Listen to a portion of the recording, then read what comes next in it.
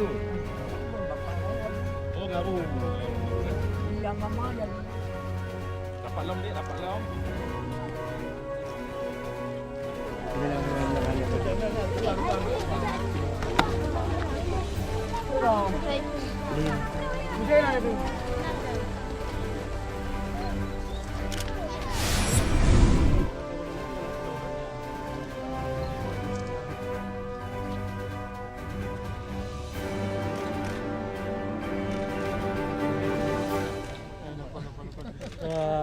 Agak santai.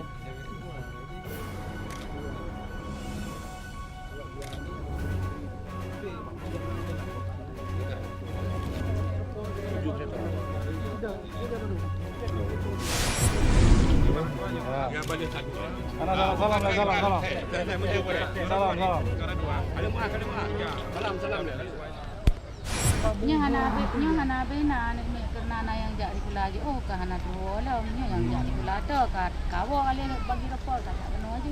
Jadi nak korban. Hana korban hana mesti harta benda sebagai korban. Punya urang hana korban. Jadi pakaian, buku yang kiban. Buku segala macam habis mentu hana tinggal. Tempat-tempat segala habis. Yang pun awal pokpeun hana berat. Oh watir maghrib watir sembahyang ka gebang. 3 ke rumah je. tumong ya baplung anu mi pak ruawai. Sajam tumong baplung anu mi maghrib ka baplung anu mi ana yang kan ka gebang. Kira meriwang daya ya sembahyang.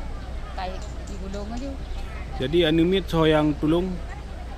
Urang desa-desa ino aju katroi ke bantu daya.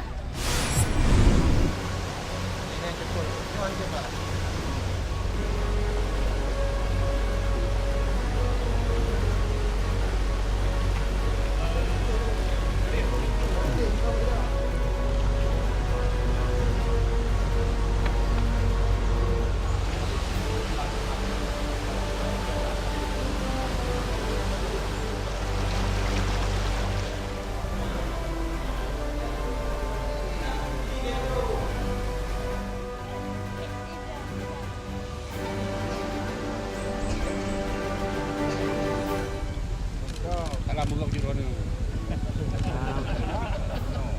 Kamu dah jauh kan drone tu. Ini banjir dia. Banjir di Tangsi ya Pak, banjir di Aceh. Tangsi ini adalah daerah yang paling sensitif untuk banjir. Kita sudah lama membuat program untuk ini ada 2 bahagian sebenarnya dengan aliran sungai yang sangat deras sekali. Ya. Dan kemudian terjadi di sana sini juga banjir bandang. Ya. Kalau banjir bandang itu akan tiba-tiba dari atas gunung kemudian terus ke bawah, itu yang menyebabkan malapetaka yang besar di 2 tahun yang lalu. Sekarang kita lihat juga banyak jalan yang terbelah ataupun rontok, rongsor, banyak jembatan yang putus. Dan yang sedih sekali kita lihat seperti tadi satu daya Gunung Situ. Gunung Situ. Pesantren terpadu. Itu kan cukup menyedihkan. Banyak siswa santri-santri. Kalau terjadi malapetaka itu di tengah-tengah malam, apa yang kejadian? Tapi mudah-mudahan yang tidak terjadi dan apa yang kita bikin sekarang kita pikirkan untuk merelokasikan pesantren itu ke tempatnya lebih aman. Kemudian Bu, ini kan banyak sarana jalan yang rusak akibat banjir bandang. Itu berapa dana yang akan dibutuhkan untuk penanganan tersebut? Itu kalau soalan itu bergantung kepada luas area yang paling banyak. Kan banyak tempat-tempat, bukan hanya satu tempat. Ini susah diperkirakan.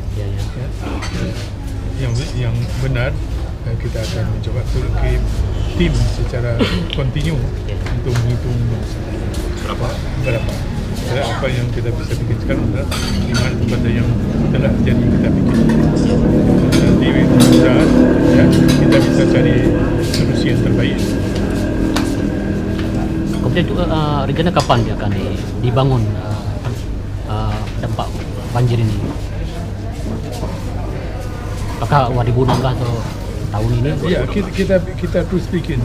Sekarang pun kita lihat. Itu bukan kita terus kirim tim. Bukan itu saja. Begitu saya mengetahui di mana terjadi banjir atau tanah longsor, saya terus kirim tim.